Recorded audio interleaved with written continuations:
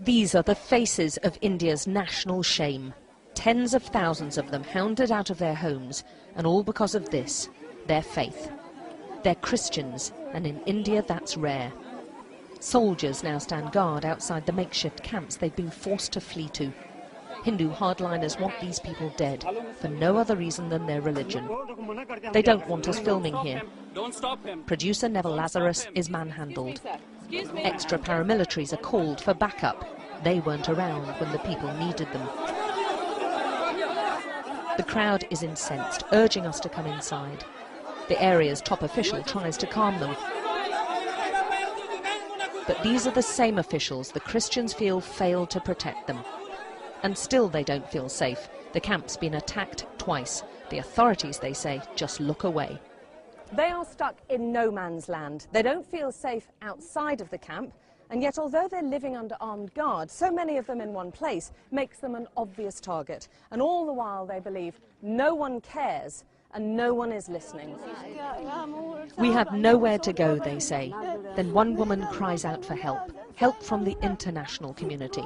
All our homes have been destroyed, she says, and the government's just not helping us. Please, can someone help? Their stories are shocking.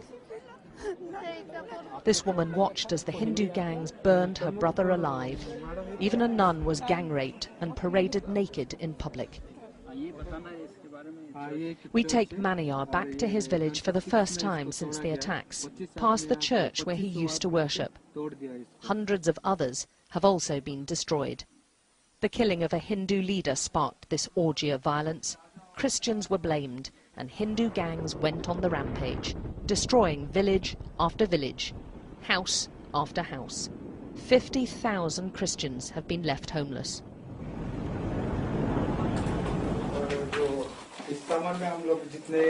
Maniyar's home is barely recognizable, with walls smashed in and every room trashed.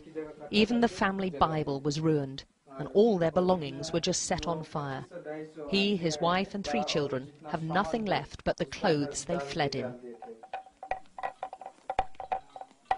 Those remaining say they were forced to convert to Hinduism, often at the end of a gun, or as this woman tells us, with a knife to her throat.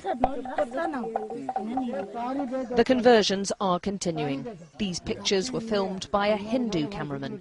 The Christians renouncing their religion each have a tikka mark placed on their forehead to signify the change in their status.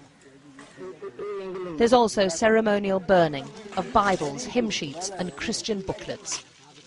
These Christians insist their conversions are all voluntary, but they know now they won't be targeted.